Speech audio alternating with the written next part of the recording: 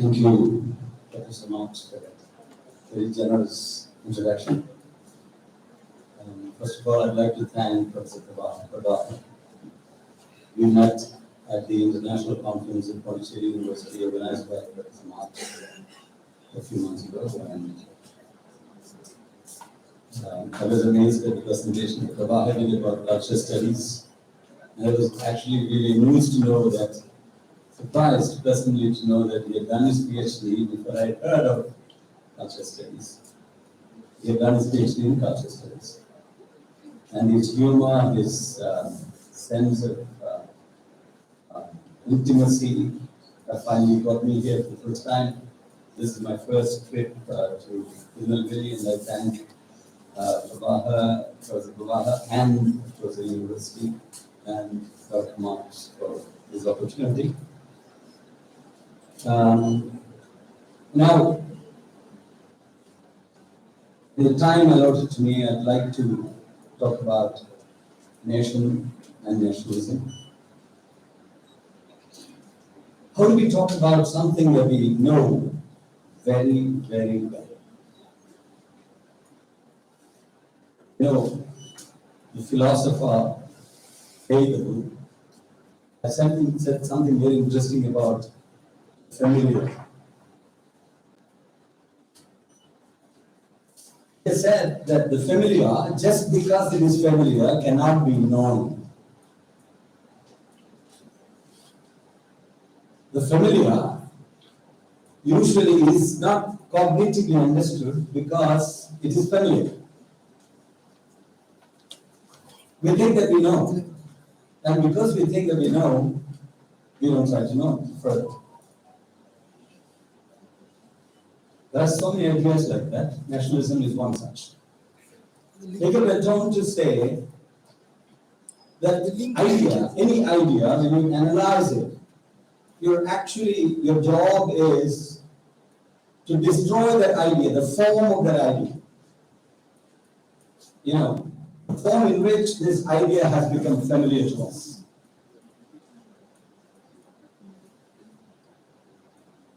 The familiar is unknown. We think we know.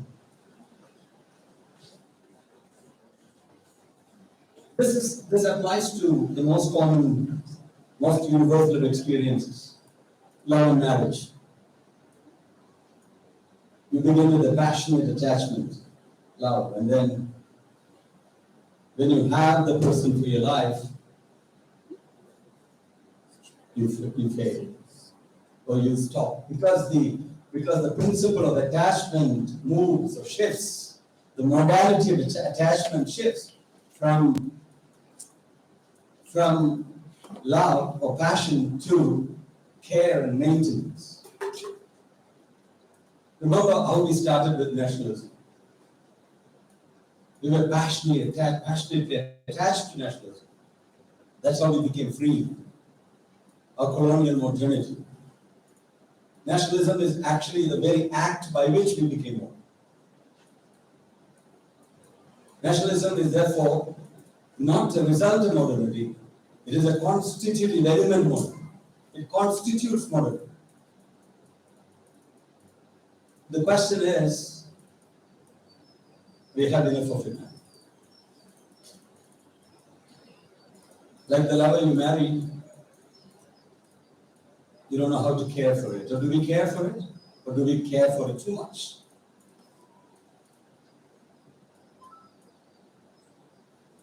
Can we be after nationalism? That's a topic, you know, nationalism and after. Is there an afterlife to nationalism? In an article written by Arundhati Roy in 2009, she asked another very interesting, related question. He said, a lot of people ask questions like, is there life after death? Let me add one more question to the cart. Is there life after democracy?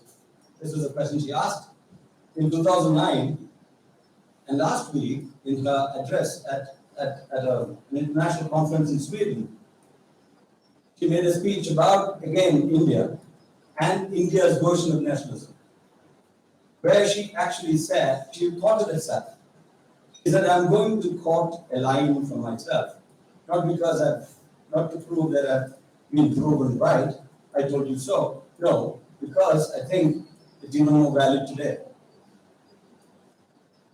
Is there life after democracy? What is nationalism doing? I mean, is there life after nationalism? What is nationalism doing to our democracy? We cannot be after democracy. Nationalism has its own advantages. I've heard about it. Should we be talking about a life after nationalism? Because in English, the word after itself has two meanings, mainly. You're after something when something is finished. Now you're all after lunch. This is an after lunch session. But there is another meaning to the word, as you know.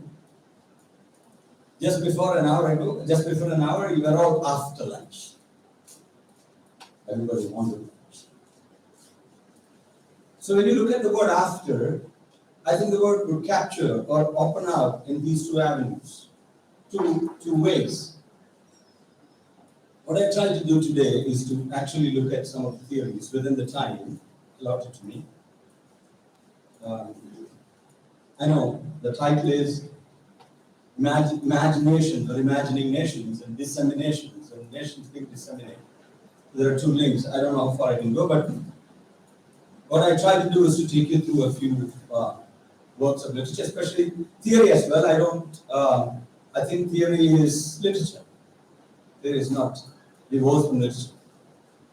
The way you understand theory, I mean, that's a totally different question. Anyway, let me begin with a quote from E.V. Ramakrishnan's work.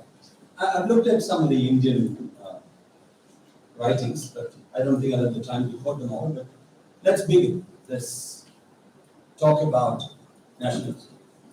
Let's assume that nationalism, probably at least the concept of nationalism, is alive today more than any time in history. But it's being put to different uses. It's doing things to us. So instead of talking about the time given here in 1950, nationalism actually becomes problematic after 1950. At least, the most important theorizations happen after that. I'll be looking at some of them. What exactly is nationalism, the way we understand it? Let me quote from a poem from E.V. Ramakrishan. The title of the poem is To a Writer in Exile. I think it was published in 1990 or something. To a writer in exile. This is what he says. Perhaps you have only crossed over the bridge, not burnt it behind you. And in the country and your exile, you will be aware of an absence as acute and real as the pain an amputee feels in the lost limb. An absence stronger than any presence. This is a point, unquote. A person who leaves his country or has to live in exile feels the absence of his nation in himself like an amputee, somebody who has had their leg amputated, feeling a pain in the amputated leg. We call it phantom pain. It is not there, it has been removed from his body, but still he feels that it's itching. This is the traditional notion of what we call a phantom root notion. So what I'm going to do is, nationalism began as an idea of roots, R-O-O-T-S, not R-O-U-T-E-S. Is it actually an absence stronger than presence, like E.V. Ramakrishan puts it? If it is, why? In the earlier session, there was a question from the audience. You were listening to the streaming video about problems with conceptualizations of the nation. There have been problems. I'm looking at three paradoxes in the theorization, right, of what we call imagined communities. Earlier, Professor Hariharan refer to Benedict Anderson's imagination. The problem of imagination is crucial to the concept of nationalism. And I think most of you are familiar with imagined communities as a work, probably as the most important work to date on nationalism. I'm not going into those details. But various critiques of imagined community. Is actually a community imagined? Is it how a community becomes a nation? Through imagination? Several critiques have disappeared from India. What was, of course, G. Aloysius' work, Nationalism Without a Nation. Is that when you talk about imagination, when you say that nationalism is imagined, whose imagination are you talking about? India's nationalism, Aloysius says, is a nationalism without a nation. Because for him, or according to his reading, nation means the majority of the people. He says that what is being effectively introduced and practiced in India in the name of nationalism is actually the imagination of the high elite, the high class, or the high class, the Brahminical order. The nation is its people. The nation or nationalism is a production of the people. I'm sure you have resonances there. Gramsci, Arjuna Padre, all these people actually say the same thing. If it's a people, then can you say that in India the nationalism is the nationalism of the people? A little later, Partha Chatterjee raised the same question, but in a different way.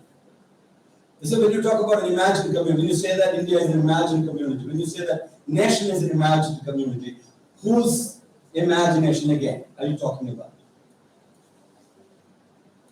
Is it the Western European imagination? He critiques Benedict Anderson for saying or for believing that the modular forms of all nationalisms across the globe emerged from Europe. If we borrow the module from you, the modular form of nationalism from you, from Europe, from Britain, then what is left to imagine? That is his question. Where is our imagination? No, we imagined our nation into being in our own way. We invented our own. If you don't have a modernity, Partha Chatterjee's problem is this. Whenever you talk about modernity or post-modernity, you have to, the constant references, always Europe, always the West. Why can't we be modern in our own way? That is why Partha Chatterjee says in one of his books, if you don't have a modernity of our own, an alternate modernity, we have to invent one. Dipesh Chakrabarty, in his classic work called Provincializing Europe, talks about the same problem.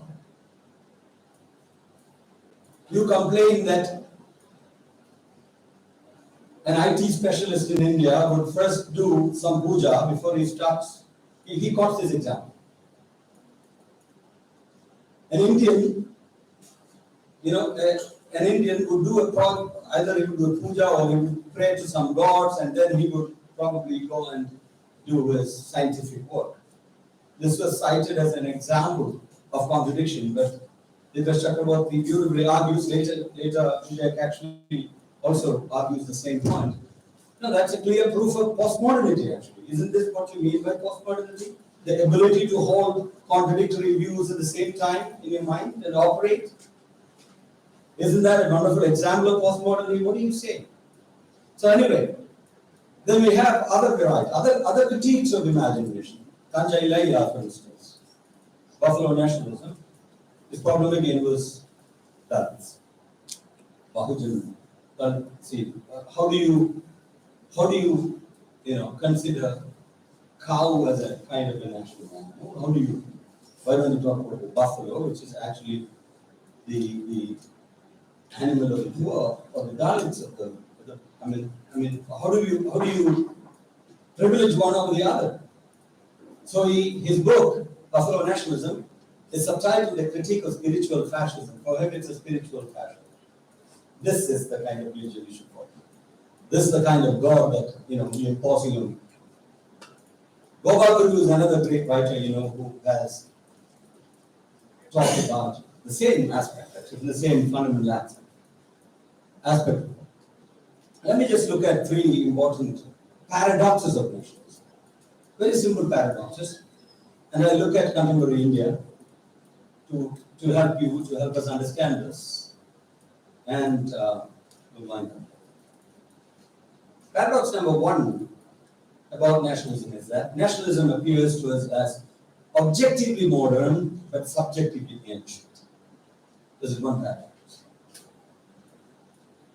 We all believe that nationalism is a recent affair, not even 100 years old, at least in our part of the world. But somehow we talk about our roots, the roots of the nation stretching back to an immemorial past. How do you balance this notion of antiquity with the notion of modernity? It's not a simple matter, okay? It's a very serious matter. So I'll come back to it. But paradox number one is this: modernity versus antiquity. On the one hand, nationalism appears modern, on the other, it appears very, very old. Second paradox is, it is theoretically universal, but practically particular. Theoretically, everybody has a nation. If you are born in a place, that place belongs to a nation, that nation is your nation. Theory, this is what theory says. But all over the world, countries are spending all their energies on deciding who actually in this particular nation is not part of the nation. We call it the paradigm of immunization. If you have a virus attack, you immunize yourself, so that the virus is destroyed. Some people in this country are considered as viruses that should be destroyed, otherwise it will affect the health of the nation. Dalits, Muslims, Christians, I'm not saying that every one of us, but the way nationalism is being practiced in India today, we believe it's universal when you talk about it. Everybody. Then what are these refugees doing in the world? Why do we have such an influx of such a proliferation of refugees across the world?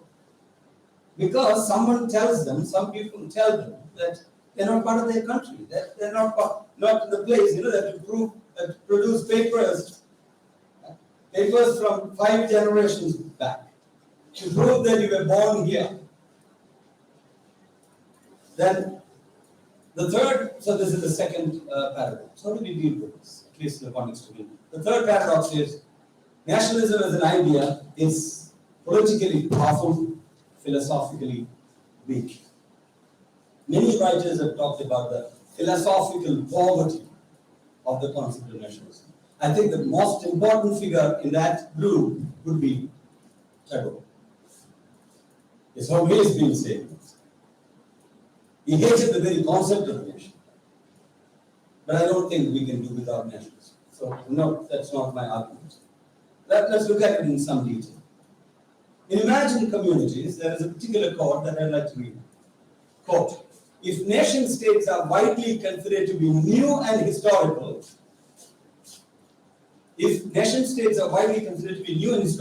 the nation states to which they give political expression always loom out of an immemorial past. Nationalism must be new in your place, but the moment you become a nation, suddenly an immemorial past emerges from somewhere. And you have to be part of that past, you have to uphold that past. This book, Benedict Anderson's Imagined Communities, was actually published in 1983.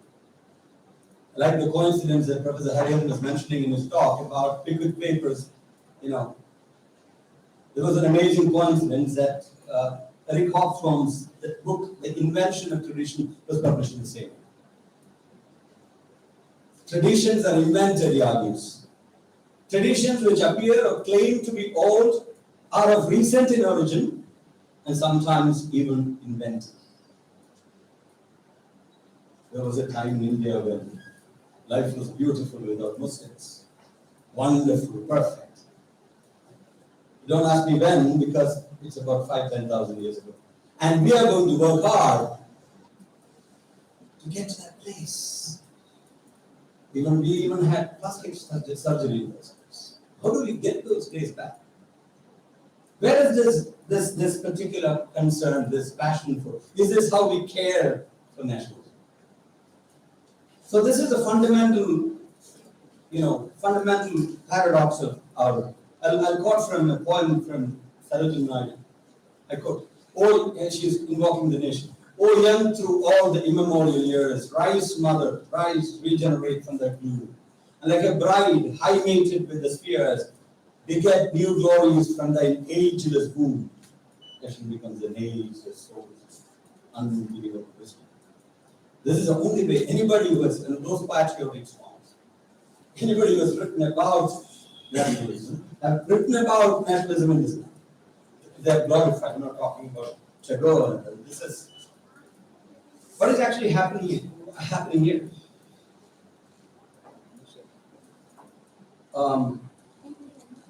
Nationalism, according to this way, is on the one hand modern, on the other hand it is anti. It's deceptive ideology, according to some writers, because they believe that, as Eric Hobson himself says in his article, two-faced Janus. It is a Janus face, two-faced. One face looks towards the past, the other towards the present. There is one to the future. But the future part is deactivated now. We are asked to be proud and nostalgic about our ancient past. Nostalgia is beautiful, I don't have to tell you. It's beautiful. The beauty of it is that it can never be disappointed. Because it's a love, it's a pain. I'm sure you're all nostalgic about your schools. Most of the schools probably were experienced at the time as places of terror. Total institutions where you were disciplined every day, using all kinds of things. But now you go back, look at it. You love it because the word nostalgia comes from a combination of two words, nostos and algos. Nostos means homecoming, algos means pain. So nostalgia arises from the pain of wanting to go home, the pleasure of wanting to go home, but the pain of never being able to go home. Nostalgia is safe. As a political category, as a political ideal, it's extremely safe. You don't have to worry about gas prices, petrol prices. You don't have to worry about any of these weird problems because you're nostalgic. You have a wonderful tradition and somebody will take us there. Hope can be disappointed. Nostalgia is unstoppable. There's a very recent book published in 2022 by, Bhargava, right? Rajiv Bhargava, the University Jain professor. The book titled Between Hope and Despair, 100 Ethical Reflections on Contemporary India, where he talks about the same problem. We are caught between hope and despair. Our nationalism is is operating in this manner. Our nationalism, there is a small group, a fringe group, a group of people who believe that would be a wonderful idea. Don't think that that's a small group. No. Even the so-called fence sitters,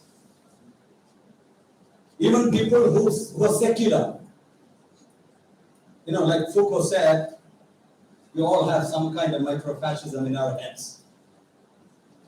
All of us are micro-fascists in some way. So this fascism in us tells us that probably that's a better idea. To go back to the past, forget about the present. This particular book says that a small population of the elite believes that there's a reason for hope. Whereas the rest who believe that this is the way we use nationalism today to target a particular community, a particular group of people, a particular section of the community, gives us enough cause for despair. So there is a group that despairs, there's a group that hopes. And the group that hopes is a minority, but the elite minority. They'll do anything possible to make sure that the majority of what G. Aloysius calls the nation, majority poor people who toe the line. In other words, antiquity, the feeling of antiquity is a subjective kind of thing. Subjectively. Aloysius actually is talking about these particular three functions of this.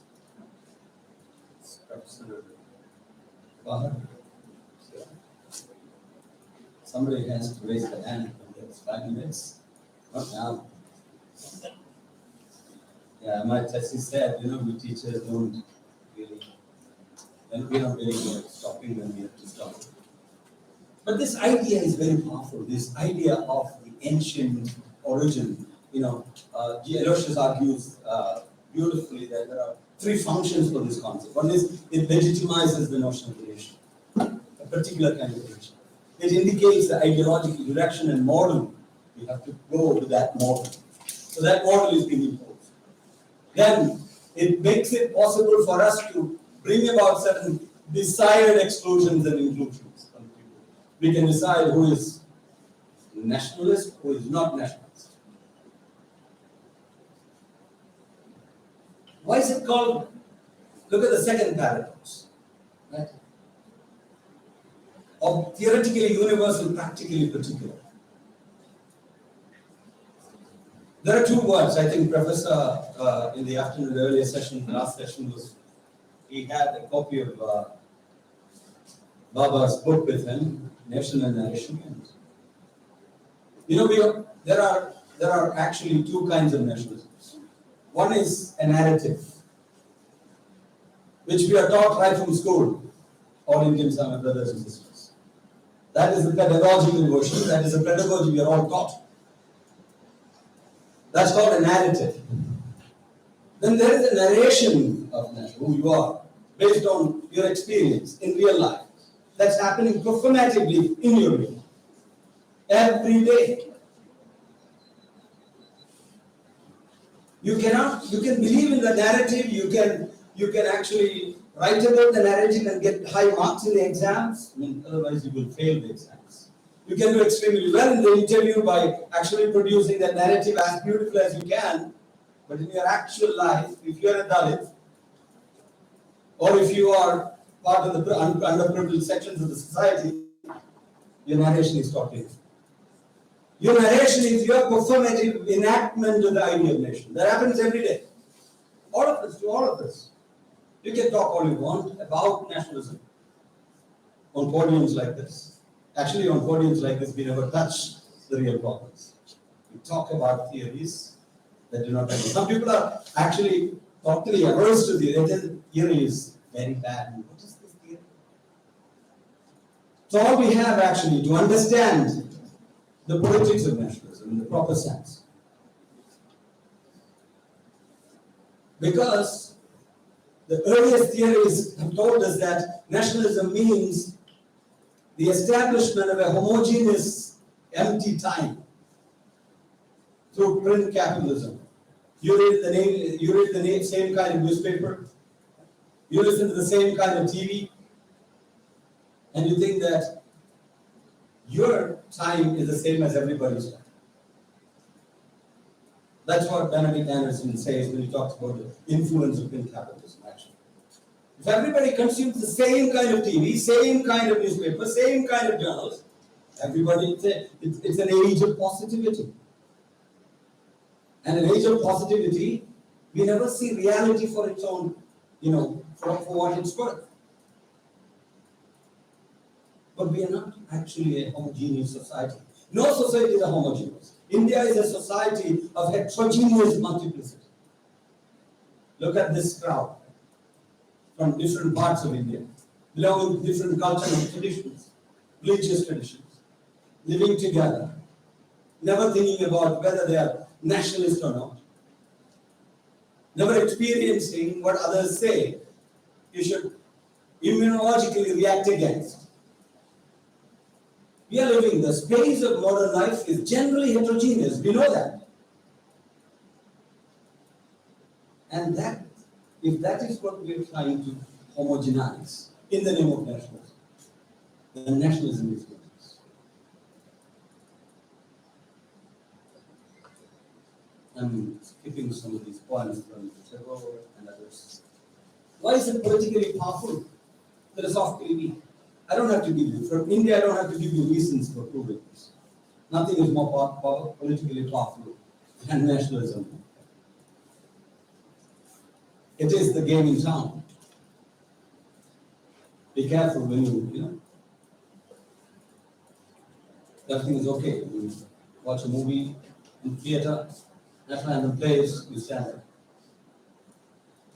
And the entire audience stands up. If somebody is not standing up, you don't know for what reasons. Whatever the reason is a traitor. All of you together lynch him to death, and then of course you become nationalist. This is where this becomes politically, philosophically weak as an idea. Raymond Williams in 1983, again the same year the book on ImagiNations was published, says this: nation as a term is radically connected with the word native. Nation, the word comes from native, because we all are native of some place. In that sense, nation began as a term. Because, he says, we are born into relationships which are typically settled in a place.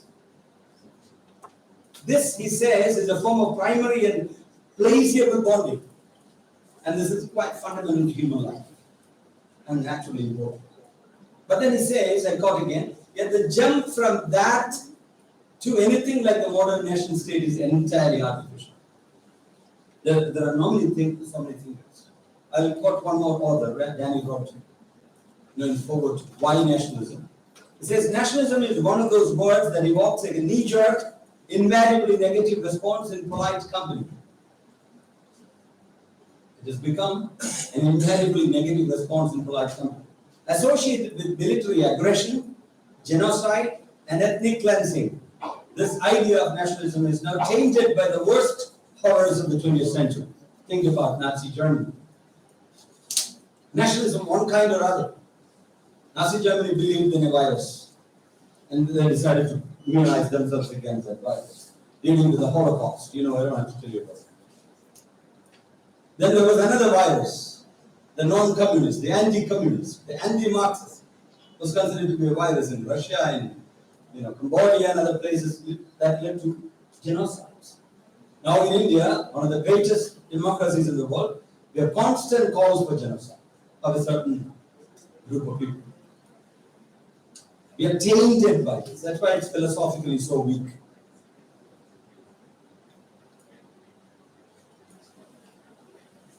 I think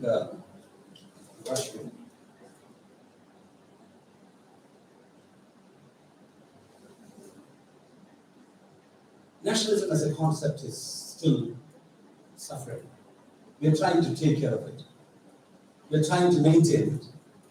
But its worst, ugly heads are being raised everywhere.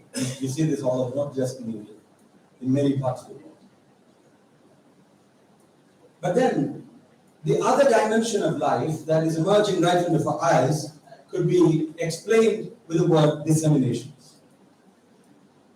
Right in front of our eyes, this is the second part of some additional factors.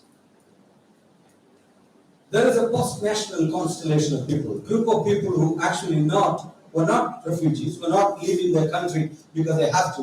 When you talk about diasporas, right? You talk about three kinds of diaspora, basically. Diaspora of terror, refugees, people running away from war zones and so on.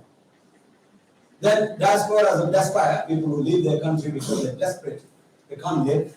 And finally, diasporas of hope, people who go to America, Canada, and so on, their own willing. I think we have a group of, lot of Indians now, graduates are thinking of not only studying in other countries, but settling down in other countries.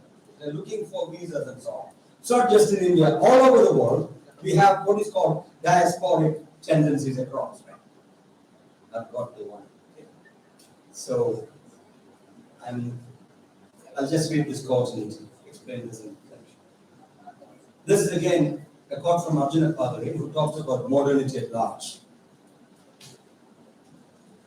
The quote begins this way: the nationalistic genie, never perfectly contained in the bottle of the territorial state, is now itself diasporic. Unquote. Nationalism was the genie in the magic bottle. Now it has come out of the magic bottle, and nationalism itself has become diaspora. In other words, the word diaspora, the SPR refers to sprinkling, spraying, spreading, spores, those things. This is, a concept of dispersion, distribution of people across the world. In other words, as philosophers like Habermas in his book Post-National Constellation talks about, there is a pluralization of life forms taking place at different levels. On the one hand, there is a differentiation of society along multicultural lines. We see that everywhere. There is a diasporic movement that doesn't put an end to the notion of nation, but still important, but it is a pluralization of life forms. Second, there are processes that are taking place right in our eyes, processes of globalization, which undermine the very sovereignty of nation states. Two ways in which the concept of nation is under threat. The point is this: the genie, nationalism, is out of the bottle, the magic bottle. Now, as Apadre beautifully puts it in his title, modernity at large. Modernity is not restricted to one particular place. There was a time when it was believed that only the best is modern. Modernity is at large. Look at the phrase at large. At large is actually a term that refers to people who are criminals who are free to move around. So like a criminal, modernity will start moving around the world. The perfect example of this actualization is diaspora. Let me conclude with a quote from Aloysius. I think that's actually, it's a concluding line from Aloysius' work.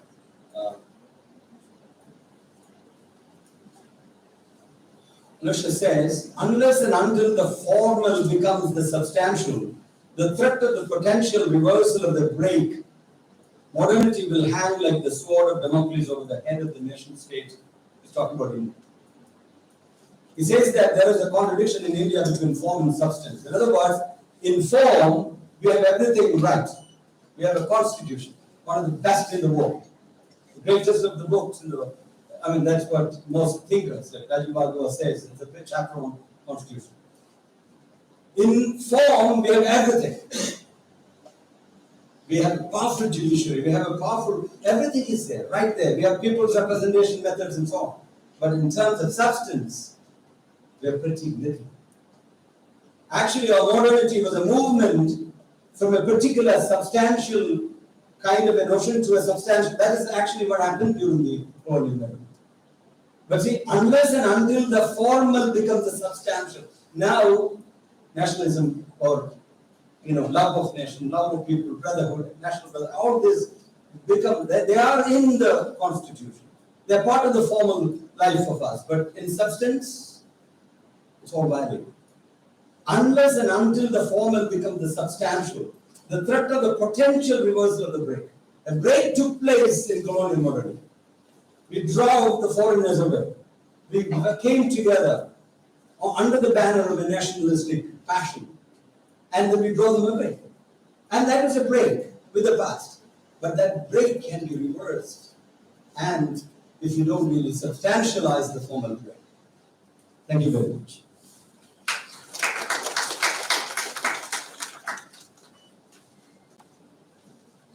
As usual, it was an amazing session. Now the lecture is open for discussion. Any questions to the resource person, Professor?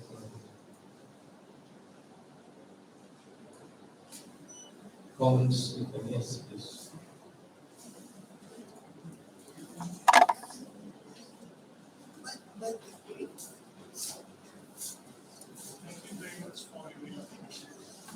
Just want to know. Yes.